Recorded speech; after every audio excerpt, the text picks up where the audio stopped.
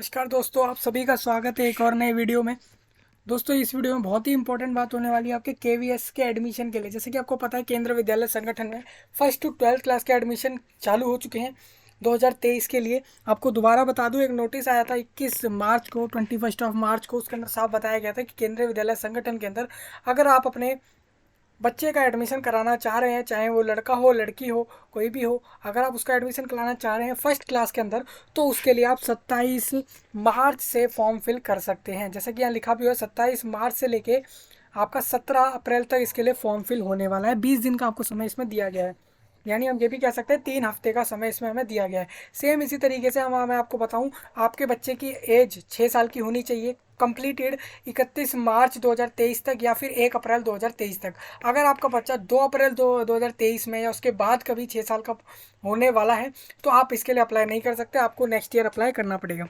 ये हमारी बात होगी, हम फर्स्ट क्लास के लिए बात कर रहे हैं। एक बात और आपको बताऊं यहाँ पे कि आपको फॉर्म फिल कैसे करना है वो हम इस पूरे वीडियो में बात करने वाले हैं। हम बेसिकली इस वीडियो में रजिस्ट्रेशन कैसे करेंगे, आप कैसे फॉर्म फिल करना है वो हम करने वाले हैं अपने केंद्रीय विद्यालय संगठन में फर्स्ट क्लास के लिए 2023 में। आपको मैं बता दूं, मैंने सारा एडमिशन प्रोसेस जो है एक वीडियो में डिस्कस किया था कि इस बार 2023 में केंद्रीय विद्यालय संगठन के अंदर आपके फर्स्ट क्लास या फिर कोई सी भी क्लास हो 12th तक आपके लिए एडमिशन प्रोसेस क्या रहेगा, किसको कितनी छूट मिलने वाली है, क्या जो आपको जैसे कि वो होता है कि स्कूलों से किताबें जो है फ्री मिलती हैं, स्टेशनरी के सब जो आइटम्स होते हैं, पेन पेंसिल स्केल रबड़ ये सारा कुछ, कॉपी किताब यूनिफॉर्म, इसका सारा जो है फंड वो स्कूल वाले उठाते हैं, केंद्रीय संगठन वाले उठाते हैं। तो किन लोगों के लिए उठाते हैं वो सारी हमने बात करी थी। मेनली हमने ये भी बात करी थी कि कैसे प्रोसेस रहेगा। तो उसमें ये हमने ये बात करी थी कि पहली लिस्ट आपकी आने वाली है 20 अप्रैल को, यानी 20 अप्रैल को पहली लिस्ट आएगी एडमिशन की फर्स्ट क्लास वालों के लिए।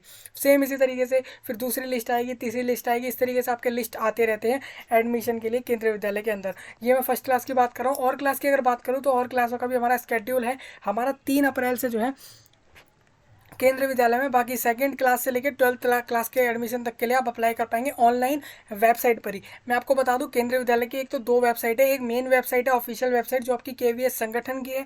एक आपकी एडमिशन के लिए अलग पोर्टल है, वो अलग वेबसाइट है, उस पर आपको जाके एडमिशन के लिए अप्लाई करना होता है।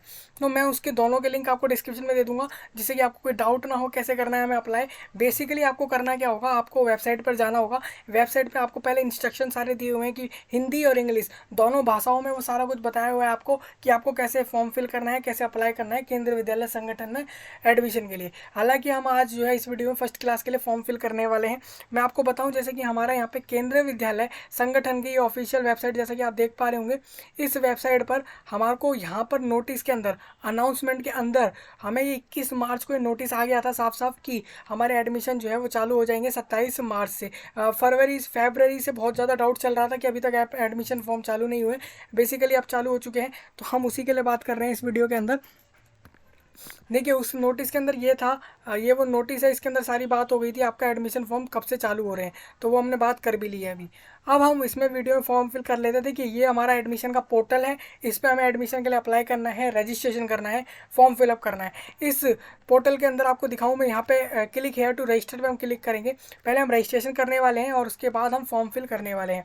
आपको बता दूँ, कोई फीस नहीं होती है इसके लिए, मतलब कि आप बिल्कुल निःशुल्क जो है, निःशुल्क भाव में, मतलब कि बिना किसी पैसा, बिना 1 रुपये दिए जो है आप यहाँ पे फॉर्म फिलअप करते हैं केवीएस एडमिशन के लिए। हम इंग्लिश लैंग्वेज में फिल कर रहे हैं, हिंदी में हालांकि मैं आपको बता ही रहा हूँ, तो कोई यहाँ पे प्रॉब्लम नहीं होगी। ये कुछ इंस्ट्रक्शन है, आपको पढ़ लेने हैं, क्या क्या रेडी रखना है आपको। आपको दोबारा बता दूं, एक बच्चे की फ़ोटोग्राफ आपको रेडी रखनी है जिसके लिए आप अप्लाई कर रहे हैं। साथ में आपको एक उसका डेट ऑफ बर्थ, यानी उसका बर्थ सर्टिफिकेट होगा उस बच्चे का, वो आपको रेडी रखना है, तैयार रखना है। बस इतना तैयार रखना है। एक आईडी प्रूफ उसका अगर बन गया हो तो वो आप तैयार रख सकते हैं।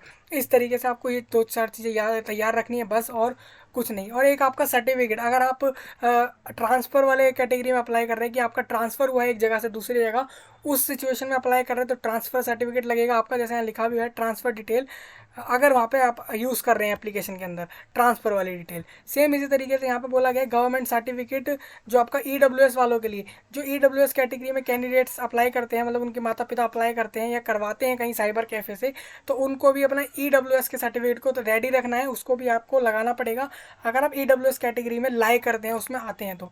मैंने एक और बात आपको बता दूँ, फोटोग्राफ और सिग्नेचर से रिलेटेड, सिग्नेचर तो हालांकि क्या ही मांगेंगे छोटे बच्चे के 6th क्लास के, लेकिन फोटोग्राफ जरूर मांगी जा रही है यहाँ पे। एक बात और आपको बता दूँ, ईमेल आईडी और मोबाइल नंबर दोनों वैलिड होना चाहिए। पेरेंट्स जो अप्लाई कर रहे हैं या किसी से भी अप्लाई करवा रहे हैं तो उनको अपना एक मोबाइल नंबर और वैलिड ईमेल आईडी, ओ सॉरी, मोबाइल नंबर और वैलिड ईमेल आईडी जो है उन्हें चाहिए होगी, ज़रूरत होगी उसकी, जिससे कि बाद में एडमिशन से रिलेटेड कोई भी अपडेट होगा उनके पास उस एप्लीकेशन फॉर्म भरने के बाद कि आपने ये फॉर्म भरा था इस डेट को, अब आपको जो है इस डेट पर आना है, फर्स्ट लिस्ट हमारी आएगी KVS की, जिस कॉलेज में स्कूल में आपने अप्लाई किया है। सेम इसी तरीके से हमारी जो है अब जो है हमारा लिस्ट आने वाली है, आपको ये डॉक्यूमेंट लेके आना है कोई स्कूलों में, स्कूल के अंदर, और आपको ये सब वेरीफाई कराना है। तो ये सारा जो है हमारे को वेबसाइट पर ही भी आ जाता है हालांकि, लेकिन इंडिविजुअल स्टूडेंट के लिए, कैंडिडेट के लिए, एप्लीकेंट के लिए जिन्होंने अप्लाई किया था, उनको जो है अलग से जो है उनके ईमेल आईडी पर या मोबाइल नंबर पर SMS करके या फिर मेल करके जो है ये जानकारी दी जाती है। तो इसीलिए आपको वैलिड ईमेल आईडी और मोबाइल नंबर दोनों देने हैं, और साथ में फोटोग्राफ का फॉर्मेट JPEG रखना है। जिसको नहीं पता JPEG फॉर्मेट क्या होता है और ये KB और MB जैसी चीज़ें क्या होती हैं, और ये जो साइज़ हम बात कर रहे हैं 256 KB, तो ये एक्चुअल में हम हमारी अगर फ़ोटो का साइज़ ज़्यादा हो रहा है या बहुत ज़्यादा कम हो गया है तो हम उसको कैसे एडजस्ट करेंगे, तो उसके लिए आप वीडियो भी देख सकते हैं। वीडियो में पूरा इंस्ट्रक्शन आपको बताया हुआ है, एक एक चीज़, आपके इमेज या फिर कोई भी डॉक्यूमेंट के फॉर्मेट और उसके साइज़ से रिलेटेड सारा डिस्कशन वहाँ पे हो रखा है। तो ये चीज़ इतने आपको रेडी रखने हैं।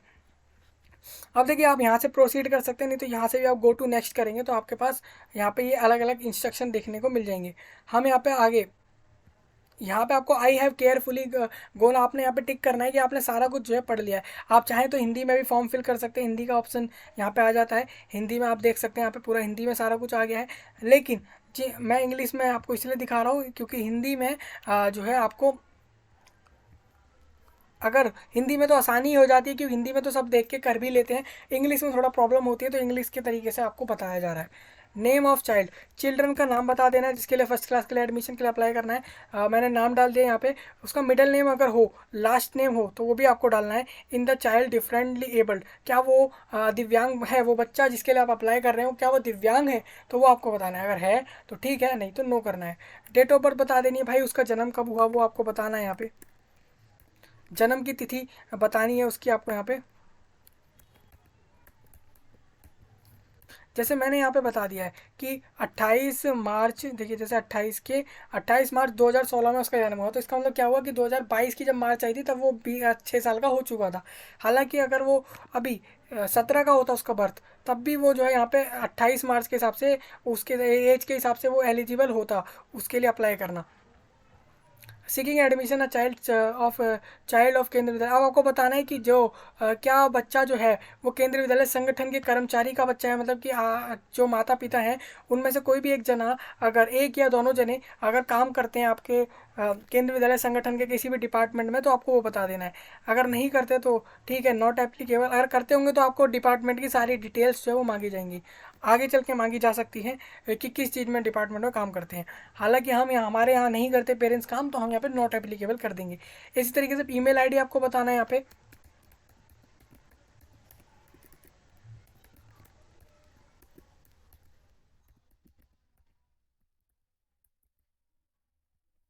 यहाँ पे वैलिड मोबाइल नंबर दे देना है।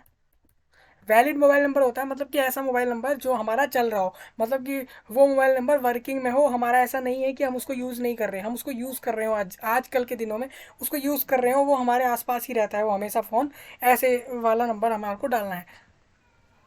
सेम ईमेल आईडी भी उस तरीके से हमें डालनी है। यहाँ पे आप देखिए, ये कैप्चा कोड क्या होता है मैं आपको बता दूँ। ये कैप्चा कोड जो लिखा हुआ है ये वो होता है, ये जो यहाँ लिखा आ रहा होता है, इस पूरे को हमें ऐसे कैसे यहाँ पे डालना होता है। स्मॉल में हो तो स्मॉल में, अगर कैपिटल में हो तो कैपिटल लेटर में, इस तरीके से हम डाल देंगे। अब देखिए, अब आपने जो मोबाइल नंबर ऊपर डाला था, ये जो मोबाइल नंबर आपने डाला इसके ऊपर आपके पास एक OTP हमारा होता है, OTP होता है 1 टाइम पासवर्ड, वो आपके मोबाइल नंबर पर आता है, वो आपको देखकर जो है डालना है। इस तरीके से आप डाल देंगे। अब यहाँ पे बोला जाएगा, फिर आपको फिर से एक और बार कैप्चा कोड जो है यहाँ पे डालना है।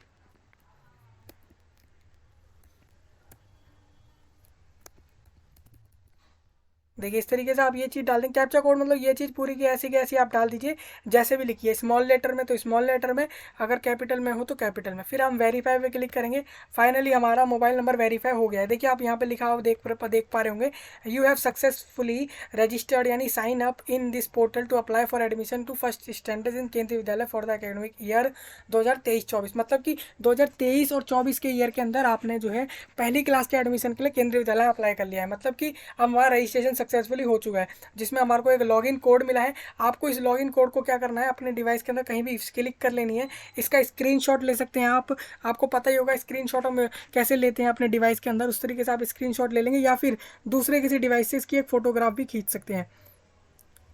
और हमें यहाँ पे लॉगिन कोड मिला है, हमें आगे चल के जो है एप्लीकेशन कोड भी अलग से मिलने वाला है। पोर्टल पर लॉगिन करने के लिए आपको, अब देखो अब आपको लॉगिन पे क्लिक करना होगा। हम लॉगिन पे क्लिक करने के बाद हम लॉगिन कोड डालेंगे, जो हमें अभी कोड मिला था, इसीलिए मैंने बोला था कि उसका आपको स्क्रीनशॉट लेना है। तो मैं यहाँ पे वो लॉगिन कोड डालूंगा।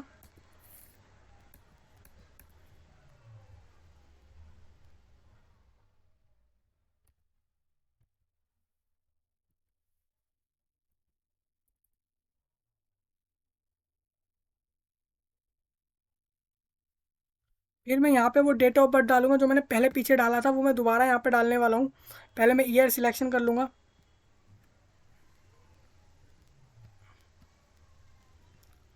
जैसे कि आपको पता है मैंने 2016 में मार्च में 28 मार्च 2016 वहाँ पे डाला था।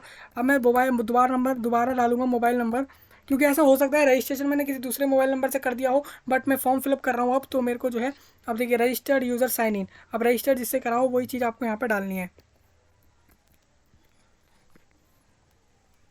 अब यहाँ पे हमें कैप्चा कोड डाल देना है। कैप्चा कोड आपको पता ही है, जो लिखा आता है वैसा का वैसा ही डालना है हमें।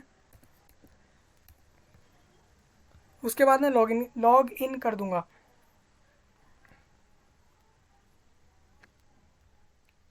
अब हम क्या करने वाले हैं, देखिए हमारा रजिस्ट्रेशन कंप्लीट हो चुका है, लॉगिन भी हो चुका है। अब आप यहाँ पे देख सकते हैं all field marked with star मेट्री स्टार आर मैंडेटरी। आपको बता दूं, ये जो सिंबल आपको ये वाला दिख रहा है, ये वाला सिंबल, इसे हम स्टार बोलते हैं। इसका मतलब ये होता है कि जहाँ पे भी आपको स्टार देखने को मिलेगा, जैसे यहाँ पे आप देख सकते हैं इधर एक स्टार देखने को मिल रहा है, इधर नहीं मिल रहा है, लेकिन इधर देखने को मिल रहा है और इधर भी देखने को मिल रहा है। तो जहाँ स्टार देखने को मिलेगा वो चीज़ आपको ज़रूर भरनी है। हम 2023 के साल में पहली क्लास के लिए अप्लाई कर रहे हैं, आपको ये बात बता दी गई है। अब देखिए यहाँ पे मैंने नाम और ये सारी जो पहले डिटेल डाली थी वो ऐसे के ऐसे ही यहाँ पर आ चुकी हैं। अब मैं यहाँ पे जेंडर चूज़ करूँगा। ये किसका जेंडर पूछा जा रहा है, ये आपको बता दूँ, ये कैंडिडेट का जेंडर पूछा जा रहा है जिसके लिए आप अप्लाई कर रहे हैं।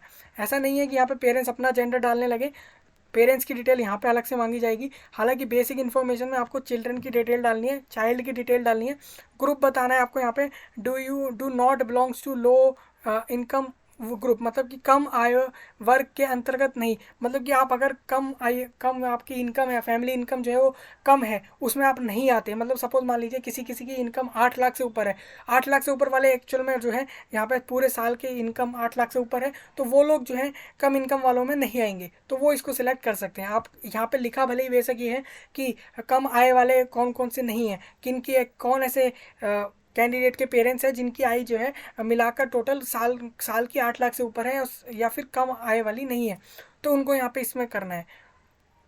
मैं 8 लाख इसलिए एग्जांपल लिया क्योंकि जनरली 8 लाख ही देखा जाता है, और भी अगर रूल होगा तो उस तरीके से आपको देख लेना। सारा इंस्ट्रक्शन में गाइडलाइन में हमने डिस्कस किया था। अब मैं आपको बताऊँ, इकोनॉमिकली वीकर सेक्शन में अगर आप आते हैं EWS में तो आपको ये चूज़ करना है। अगर आप बिलो पॉवर्टी लाइन में आते हैं तो आपको ये चूज़ करना है। अब देखिए यहाँ पे कुछ लोग सोच रहे होंगे हमारे को SC ST के हिसाब से कुछ नहीं दिख रहा है यहाँ पे, तो आपको बताऊँ SC ST मतलब आपको हो जाएगा, आप यहाँ पे बिलो पॉवर्टी लाइन में आ जाएंगे। देखिए अगर आप SC ST या OBS ऐसी कैटेगरी के अंदर हैं और उसके अंदर आपके पास इनकम जो है वो फैमिली की वो जो है 8 लाख से ऊपर या फिर लो इनकम वालों में नहीं आ रहे हैं, तो आपको ऊपर चूज़ करना है, नहीं तो आपको बिलो पॉवर्टी लाइन चूज़ करना है। और EWS तो आपको पता ही है, इकोनॉमिकली वीकर सेक्शन वाले लोग जो है यहाँ पे चूज़ करते हैं। तो इस तरीके से हमें करना है। तो मैं यहाँ पे ये वाला कर रहा हूँ, no do not belongs to low income group. तो इसमें क्या होगा, इसमें मेरे को कोई वहाँ पे फ़ायदा भी नहीं मिलेगा आगे चल के, जो मैं यूनिफॉर्म और वो सारा कुछ जो मिलेगा, यूनिफॉर्म और आपके पेंसिल पेन और कॉपी नोटबुक्स और सारा कुछ स्टेशनरी आइटम्स स्कूल के फंड पे वो नहीं मिल पाएगा। तो ये बात आपको याद रखनी है, लेकिन अपनी कैटेगरी वाइज ही डालना है क्योंकि बाद में डॉक्यूमेंट जो है वो चेक होने वाले हैं। स्कूलों के अंदर। कास्ट कैटेगरी यानी जाति का वर्ग बताना है। अब देखिए यहाँ पे आपको जाति बतानी है, जनरल है, ईडब्ल्यूएस है या कौन से कैटेगरी। अगर मैं इकोनॉमिकली चुनता तो भी क्या मेरे से कास्ट कैटेगरी पूछी जाती? बिल्कुल पूछी जाती, क्योंकि आप ईडब्ल्यूएस में हैं, लेकिन ईडब्ल्यूएस में किस तरीके से हैं, जनरल ईडब्ल्यूएस है या ओबीसी ईडब्ल्यूएस है, क्योंकि इकोनॉमिकली वीकर सेक्शन अलग होता है और आपका बाकी कास्ट सर्टिफिकेट अलग होते हैं।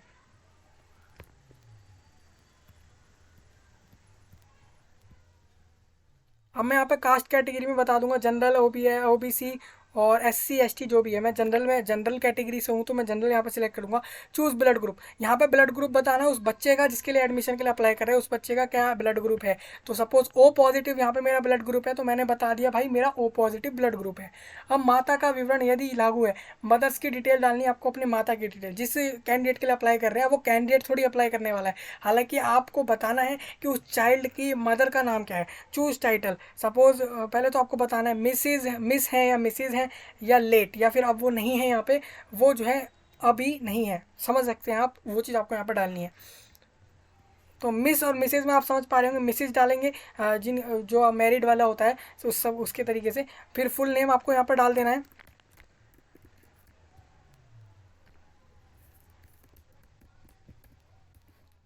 फिर नेशनैलिटी बतानी है, मदर की नेशनैलिटी, माता की नेशनैलिटी बतानी, इंडियन है या फिर दूसरे किसी देश से हैं वो, ये आपको बताना है।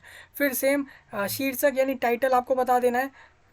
फादर के बारे में मिस्टर है या फिर लेट। लेट मतलब आप समझ पा रहे होंगे, लेट मतलब कि वो अभी इस दुनिया में नहीं है, तो उसका मतलब लेट हो जाएगा। फुल नेम आपको बता देना है यहाँ पे।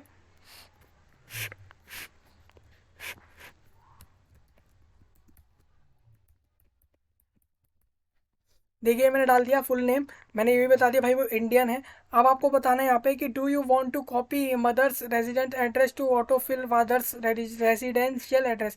मतलब आपसे पूछा रहा है क्या आप चाहते हैं कि माता का आवासीय पता पता पिता के आवासीय पता फील्ड में स्वस्थ लिख दिया जाए। मतलब कि ये बोला जा रहा है कि आप चाहते हैं कि जो मदर का मतलब आपकी माँ का जो एड्रेस है वो आपके फादर के एड्रेस के तरीके से आए, मतलब कि आपके फादर का एड्रेस डाला जाए और मदर का एड्रेस डाला जाए, तो फादर की डिटेल के हिसाब से मदर की डिटेल मानी जाए। इस तरीके से आप चाहते हैं नहीं, वो आपको बता देना है।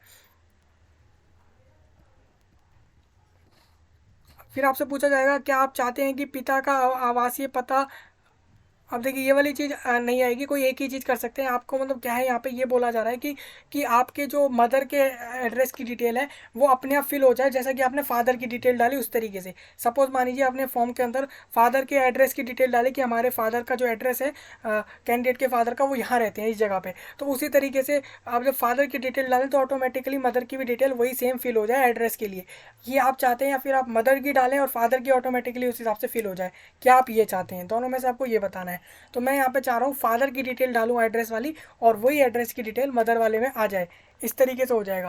अब आपको बताना है कंट्री ऑफ रेजिडेंट, जिस देश में आप रहते हैं वो आपको बता देना है। अब इसका मतलब क्या है कि क्या इंडिया के अदर का ऑप्शन आ रहा है, तो क्या इसका मतलब ये है कि इंडिया के बाहर से कोई चाहे तो अप्लाई कर सकता है इसमें? जी हाँ, अप्लाई कर सकते हैं आप इंडिया से, अगर दूसरे कंट्री में है उसके लिए हमने डिस्कस कर रखा है सारा कुछ। स्टेट ऑफ रेसिडेंस आपको बताना है कौन से राज्य में रहते हैं। फिर सिटी आपको बता देनी है। फिर घर का पता आपको यहाँ बताना है।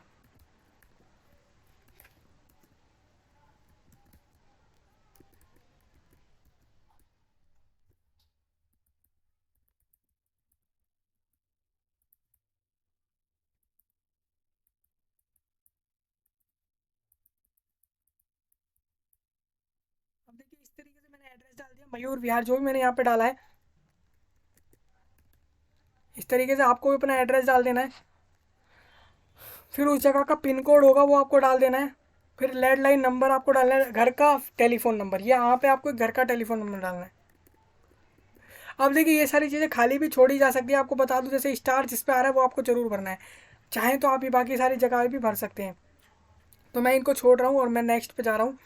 अब बोला गया है चॉइस ऑफ स्कूल्स। मैं आपको बता दूं, आप 3 अलग अलग केंद्रीय विद्यालयों में किसी भी प्राथमिकता के बिना आवेदन कर सकते हैं। स्कूल विकल्पों को भरने के लिए नीचे दिए गए टैब पर क्लिक करें। यदि आप 3 से कम केंद्रीय विद्यालय में आवेदन करना चाहते हैं तो आप एक या अधिक टैब छोड़ सकते हैं। हालांकि कम से कम एक विद्यालय का विकल्प दिया जाना अनिवार्य है। अब ये तो है ही कि कोई आप फॉर्म फिल कर रहा है तो कम से कम एक विद्यालय में तो अप्लाई करेगा ना। हालांकि आप 3 में भी फॉर्म फिल कर सकते हैं, तो तीन विद्यालयों के लिए भी अप्लाई कर सकते हैं, यहाँ पे बोला गया है।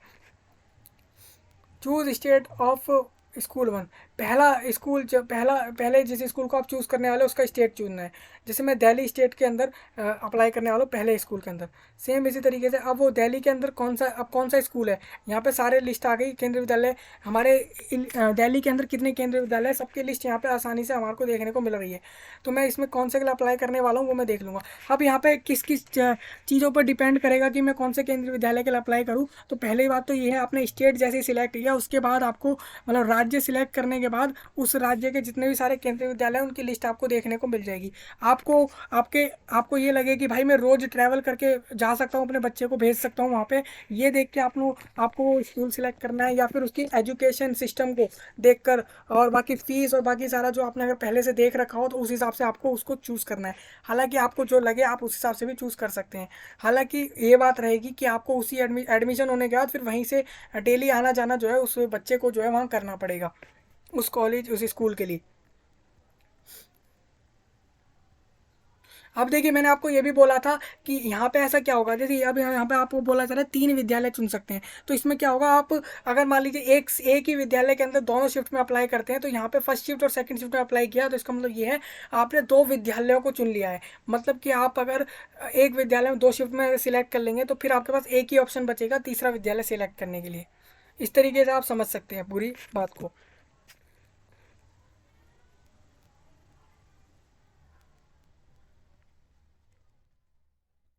अब देखिए यहाँ पे रोहिणी, आर के पुरम, प्रगति विहार, पुष्प विहार के ऑप्शन आ रहे हैं मेरे को यहाँ पे, और Masjid Moth, Keshavpuram, JNU campus, INA Dwarka और दिल्ली कैंट के हालांकि आप जानते हैं दिल्ली कैंट में भी बहुत अच्छे जो है वहाँ पे एजुकेशन रहती है। तो इस तरीके से आपको देखना है किसमें आपको अप्लाई करना है। मैं यहाँ पे एंड्रयूजगंज जो है फर्स्ट शिफ्ट में अप्लाई कर रहा हूँ सेम। अब यहाँ पे क्या बोला गया है कि school category for admission purpose civil, और रीजन दिल्ली हो गया। स्पॉन्सरिंग एजेंसी डीडीए जो है स्पॉन्सर करता है इसे, मतलब इसे ये जो स्कूल है वो डीडीए के अंतर्गत होता है, दिल्ली डेवलपमेंट अथॉरिटी के अंतर्गत है।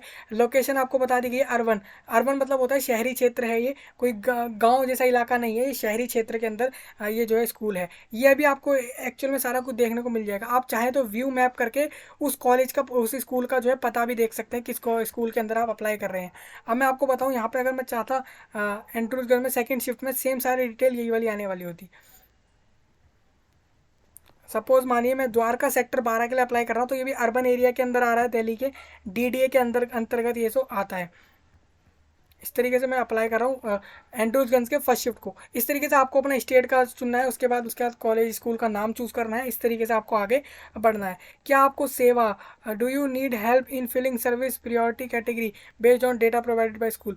अब देखिए डेटा प्रोवाइड कराया गया है अलग अलग स्कूल की तरफ से कि उसके हिसाब से उनका एडमिशन प्रोसेस क्या रहेगा। तो क्या उसकी मदद से आपको फॉर्म फिल करना है या फिर आप खुद से कर लेंगे, तो आपको ये बताना है हाँ या ना। अब हम पहले डेटा देख लेते हैं। यहाँ पे डेटा आपको देखने को मिल जाएगा, मैं आपको बताऊँ। मैं यहाँ पे यस करता हूँ तो यहाँ पे क्या बोला जा रहा है, select employer of parent grand parent, employment status. अब आपको बताना है चूज एम्प्लॉयमेंट, आपको बताना है आपके पिता की एम्प्लॉयमेंट बतानी है कि वो इनमें से किस चीज़ में काम करते हैं, जो भी यहाँ पे हो। अदर का ऑप्शन भी यहाँ पे देखिए, यहाँ पे इतने सारे डिपार्टमेंट आ रहे हैं, इसमें से प्राइवेट बैंक में काम करते हैं वो, नीति आयोग में काम करते हैं, office of district and sessional जज दिल्ली में काम करते हैं, स्कूल ऑफ दिल्ली गवर्नमेंट के स्कूल में काम करते हैं, किसी ना किसी टीचर या फिर कुछ भी हो स्कूलों के अंदर, तो ये आप ऑप्शन मिल जाते हैं, वो आपको बता देना है। तो इस तरह तरीके से हमारा रहेगा। लेकिन मैं यहाँ पे नो कर रहा हूँ सिंपल, क्योंकि मैं खुद से ही जो है मैं खुद से भर लूँगा फॉर्म। इस तरीके से मैं यहाँ पे नो कर रहा हूँ। Choose service priority category. अब देखिए ये क्या चीज़ है, ये वो है कि children of transferable non transferable central government employees and children of ex serviceman they this will also include children of foreign national official who come on deputation और ट्रांसफर टू इंडिया और invitation by government of India.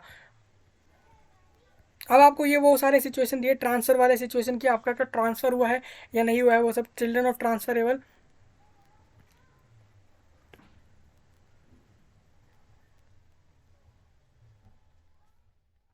तो इनमें से आपको अपने हिसाब से category choose कर लेनी है। ये कैटेगरी वही है, मैंने आपको बताया भी था, ट्रांसफर वाली कंडीशन आपको बताई गई थी पहले भी, कि आपको सेवा प्राधिक to you need help in filling service priority category. अब इसको फिल करने के लिए आप हेल्प भी ले सकते हैं जैसे मैंने आपको बताया, नहीं तो आप खुद से भी फिल कर सकते हैं। तो मैं आपको बताने के लिए हेल्प ले लेता हूँ यहाँ से। हेल्प में मैंने बोला चूज एम्प्लॉयर।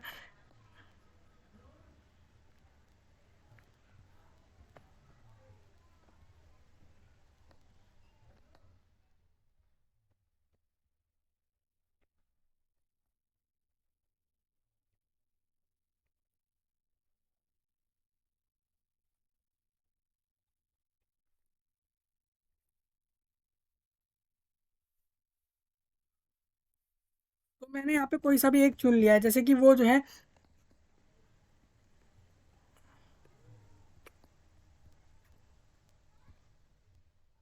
मैंने यहाँ पे ये बोला कि भाई वो जो है वो सीबीएसई में काम करते हैं, central bank of oh sorry central board of secondary education में वो काम करते हैं। ये पेरेंट्स की बात हो रही है, ग्रैंड पेरेंट्स भी हो सकता है। एम्प्लॉयमेंट स्टेटस आपको बता देना, serving permanent employ parents, permanent employ है, children of transferable non transferable employ of autonomous bodies, public sector, ये पब्लिक सेक्टर में आता है आपका CBSE, undertaking institute of higher learning of the. क्या इसका कोई फायदा होगा हमारे एडमिशन के अंदर, ये हमें जानना बहुत ज़्यादा जरूरी है, क्योंकि ये हमसे पूछा जा रहा है, तो क्या कोई फायदा होगा, हम इसके बारे में डिस्कस कर लेंगे अगर होगा तो। इस तरीके से आपको बता देना, ये आपके पेरेंट्स का स्टेटस है कि आप वो किस चीज़ में काम करते हैं। अब देखिए यहाँ पे ये भी हो सकता है कि भाई यहाँ पे नाम नहीं आ रहा है कि भाई इसमें तो वो नाम है ही नहीं जिसमें काम करते हैं, ऐसा नहीं होगा, सबका नाम इस लिस्ट में आपको वो चीज़ देखने को मिल जाएगी। तिहाड़ जेल में काम करते हैं, या फिर सुप्रीम कोर्ट में काम करते हैं, स्टेट पुलिस के अंदर काम करते हैं। सेल्फ एम्प्लॉयड, देखिए ये एक मेन इंपॉर्टेंट था, सेल्फ एम्प्लॉयड मतलब खुद का काम, ये सबके लिए बहुत ज़्यादा इंपॉर्टेंट है। तो सेल्फ एम्प्लॉयड से बता देता हूँ, जो एन ए में आ जाएगा। अब देखिए इस तरीके से यहाँ पे children from any other category, ये आज का अदर कैटेगरी आ गया, जो आपके जो of foreign national who are located in India due to their work और फॉर एनी पर्सनल रीजंस, मतलब अपने खुद के पर्सनल रीजन के कारण इंडिया में काम करते हैं, या फिर जो है किसी और कारणों से जो है उन्होंने अपना जो है ये काम वो करते हैं इस तरीके से। तो सेल्फ एम्प्लॉयड वाला इस तरीके से आपको रहेगा।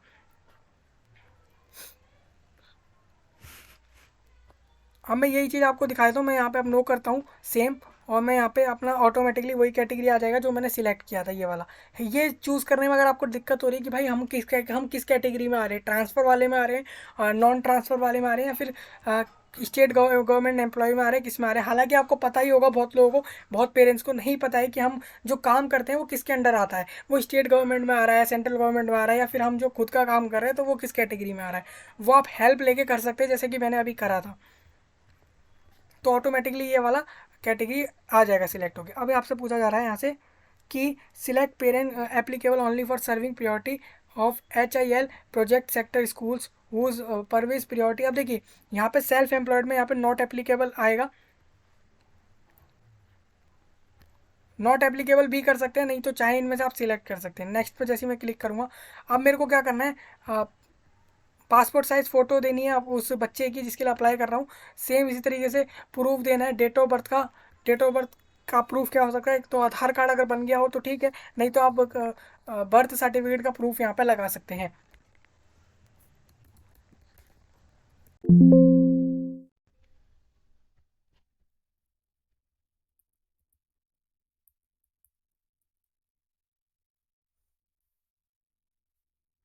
देखिए इस तरीके से मैंने डन हो चुका है, यानी कि हाँ मैंने जो ये मेरा फाइल था AK1 नाम से, ये मेरा जो है बर्थ सर्टिफिकेट का प्रूफ था। इसी तरीके से सेम अब मैं अपना फोटोग्राफ जो है उस बच्चे का जिसके लिए अप्लाई कर रहा हूँ, अब वो अगर पेरेंट्स अप्लाई कर रहे हैं तो उनको अपने बच्चे का यहाँ पे वो फ़ोटो अपलोड कर देना है। ये भी डन हो चुका है हमारा, दोनों अपलोड हो चुके हैं। अब बोला जा रहा है बच्चे की जन्म तिथि का प्रमाण दे दिया आपने, ये फर्स्ट शिफ्ट के लिए दिया आपने। एंड्रयूजगंज एक जगह है दिल्ली के अंदर, उस जगह के उस स्कूल के लिए मैंने अप्लाई करा है यहाँ पे। सेम इसी तरीके से बच्चे का पासपोर्ट साइज फ़ोटो दिया है, और प्रूफ ऑफ रेजिडेंस दे दिया है। आपको बोला जा रहा है ये सब तीनों चीज़ें आपको दिखानी पड़ेंगी इस स्कूल में जाकर। Following document are required to be present to the schools at the time of admission if offered. अगर बोला जाता है एडमिशन के टाइम पे, तो आपको, अगर आपको ऑफर्ड, इफ ऑफर्ड मतलब कि आपको ऑफर हो जाता है कि आपका एडमिशन हो रहा है, यहाँ पे लिस्ट में भी नाम आ गया, आप एडमिशन हो रहा है, तो आपको जो है ये डॉक्यूमेंट्स जो है वहाँ पे दिखाने हैं जाके। अब हम डिक्लेरेशन एंड सबमिट की बात कर लेते हैं। हमें अब ये देखिए, अब जो पेरेंट्स होगा जिनको जो अप्लाई कर रहे हैं उनको 4-5 पॉइंट डिक्लेयर करने हैं खुद की तरफ से, जैसे कि ये कि मैं प्रमाणित करता हूँ या करती हूँ कि मैंने इस ऑनलाइन आवेदन पत्र को भरने के लिए निर्देशकों के सभी खंडों को पढ़ा और समझा है, एवं मैंने निर्देशकों के अनुसार आवेदन पत्र भरा है। मतलब जैसा मेरे को इंस्ट्रक्शन दिए गए उसके हिसाब से मैंने भरा है, कुछ भी यहाँ से खुद से नहीं भरा है, सारा कुछ देख देख के अपने इंस्ट्रक्शन फॉलो करते हुए भरा है। मैं प्रमाणित करता या करती हूँ कि मेरे द्वारा दी गई जानकारी सही है। मतलब कि करता हूँ या करती हूँ क्यों बोला जा रहा है, पेरेंट्स में माता और पिता दोनों हैं, कोई भी जिसको भी फॉर्म, जो भी ये फॉर्म को भर रहा है, अगर आप साइबर कैफे से भी भरवा रहे हैं तो इसमें भी यहाँ पे डिक्लेरेशन पेरेंट्स के लिए ये, क्योंकि भरवा तो एक्चुअल में पेरेंट्स ही रहे हैं, एडमिशन पेरेंट्स जो ही करवा रहे हैं अपने बच्चे का। सेम इस तरीके से मैं इस शर्त के से सहमत हूँ कि उपयुक्त तथ्य यदि गलत पाए जाते तो मेरा बच्चा बच्ची केंद्र विद्यालय में प्रवेश हेतु अयोग्य होगा। देखिए, योग्य मतलब होता है कि वो एलिजिबल है, मतलब उसका एडमिशन हो जाएगा। अयोग्य मतलब क्या हुआ कि उसका एडमिशन कैंसिल कर दिया जाए, यानी कि वो उस लायक नहीं है। मतलब क्या कह सकते हैं, मतलब उसके पास उस वो सारी चीज़ें नहीं है जो, जैसे कि कागजात जो भी वहाँ पर लगाने पड़े, वो उसके पास नहीं है डॉक्यूमेंट, इस वजह से उसका एडमिशन जो है वो कैंसिल कर दिया जाए अगर यहाँ से कोई भी दी गई जानकारी गलत होती है। सेम इसी तरीके से मैं मानता या मानती हूँ कि यदि एक ही बच्चे के लिए एक से अधिक आवेदन उसी स्कूल के लिए जमा किए गए हैं तो बच्चे के सभी आवेदन पत्र उस स्कूल के लिए अमान्य कर दिए जाएं। मतलब क्या है यहाँ पे, ये है, सपोज मान लीजिए मैंने यहाँ पे एक केवीएस केंद्रीय विद्यालय एंड्रयूजगंज की फर्स्ट शिफ्ट के लिए अप्लाई किया है। मैंने ये फॉर्म फिल करने के बाद अभी मैं अगर इसी की सबमिट करने का दोबारा सेम फॉर्म फिल कर देता हूँ उसी सेम कॉलेज स्कूल के लिए, उसी सेम शिफ्ट के लिए, तो इसमें क्या होगा, मेरे सारे एप्लीकेशन रद्द हो जाएंगे, कैंसिल हो जाएंगे और मेरा एडमिशन कैंसिल हो जाएगा। ये बात आपको याद रखनी है, यानी कि एक स्कूल में एक शिफ्ट के लिए एक ही एप्लीकेशन फॉर्म भरा जाएगा, उससे ज़्यादा नहीं भरे जाएंगे।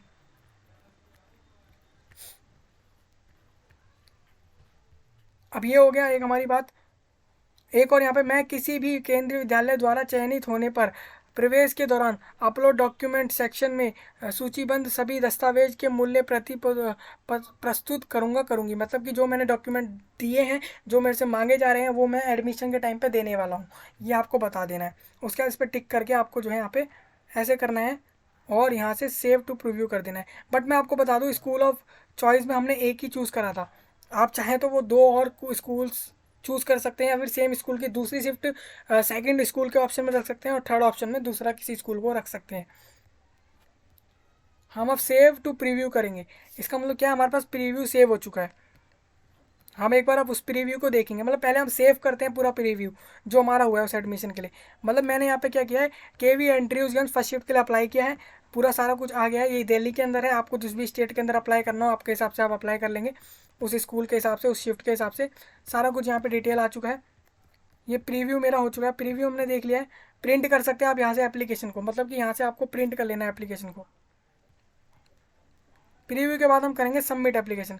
Are you sure want to submit this application. देखिए, आपको बता दूं, सबमिट करने के बाद क्या बोला जा रहा है यहाँ पे, वंस आपने एप्लीकेशन सबमिट कर दिया, you can not make any changes to it. If you want to edit some information please do not submit the form now, instead go back to the appropriate section of the form following the back form using the back button and edit the required information before submitting. देखिए, यही मैं आपको बता दूं क्या बोल रहे हैं यहाँ पे, यही बोला जा रहा है कि फॉर्म एक बार सबमिट हो गया, कुछ चेंज नहीं होगा। जैसे मान लीजिए आपने एंड्रयूजगंज चुन लिया है पहले ऑप्शन के अंदर अपने एडमिशन के लिए, तो वो एंड्रयूजगंज ही रहेगा और वो फर्स्ट शिफ्ट ही रहेगा, वो बाद में चेंज नहीं होगा। अगर चाह रहे हैं तो अभी जाके यहाँ से चेंज कर लीजिए, प्रीवियस करके चेंज कर लीजिए, उसके अंदर एडिट कर लीजिए जो भी आपको करना है। सेम सब चीज़ों में बेसिक इन्फॉर्मेशन हो, पेरेंट्स डिटेल हो, कोई सी भी डिटेल हो, उसमें यहाँ पे जाके आप उसको चेंज कर सकते हैं। ये हमारी बात रही पहली। दूसरी बात, हमने क्या करा था, वहाँ पे एक ही स्कूल को चूज़ किया था, वहाँ पे दो स्कूल्स और ऑप्शन में आ रहे थे, हम दो स्कूल्स को और चूज़ कर सकते थे, तीन स्कूल टोटल चूज़ कर सकते थे, तो एक ही बार में चूज़ करना है, क्योंकि जब हम इस स्टेप पे पहुँच जाएंगे उसके बाद हमें फाइनली सबमिट करना होगा। तो इस तरीके से मैं अब यहाँ पे सबमिट कर रहा हूँ, यस करूँगा मैं। और यहाँ पे क्या बोला जा रहा है, अब सबमिट के लिए देखिए, अब सबमिट ऐसे रिक्वायर्ड नहीं होता, मतलब कि सबमिट दबाते ही वो सबमिट नहीं हो जाएगा। आप फिर से एक बार अपने मोबाइल नंबर से उस OTP आएगा, उससे ही आप पहले एक और बार फिर उस चीज़ को वेरीफाई करेंगे।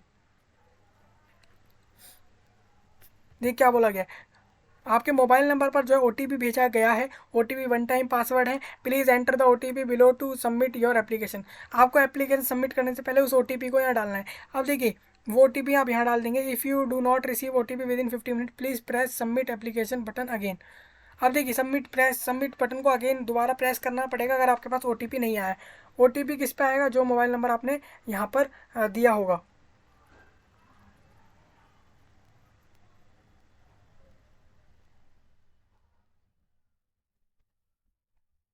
अब देखिए मेरे को तो अभी तक नहीं आया OTP, तो मैं एक बार दोबारा सबमिट एप्लीकेशन पे क्लिक करके यस सबमिट करूँगा।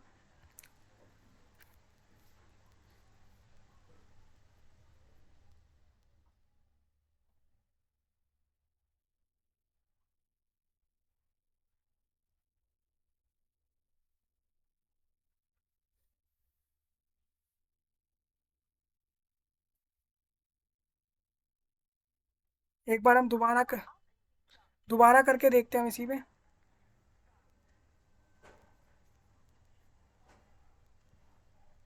Submit application, yes submit.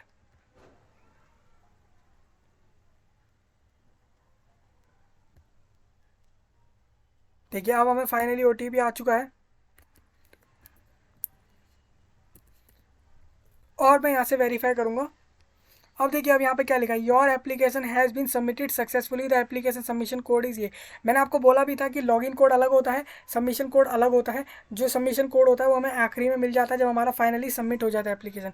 इसको आपको जरूर कहीं ना कहीं स्क्रीनशॉट लेकर रखना है अपने डिवाइस में, जैसे कि बाद में आपसे मांगा जाएगा तो आपको ये चीज़ दिखानी है वहाँ पे स्कूल के अंदर। देखिए आपका लिखा भी हुआ है, कृपया इस एप्लीकेशन सबमिट नंबर को सहेजें, प्रिंट करें।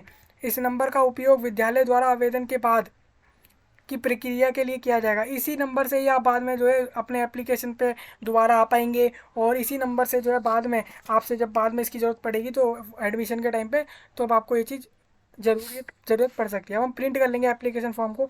ये पूरा हमारा एप्लीकेशन आ गया है, हम प्रिंट ऑप्शन पर क्लिक करेंगे।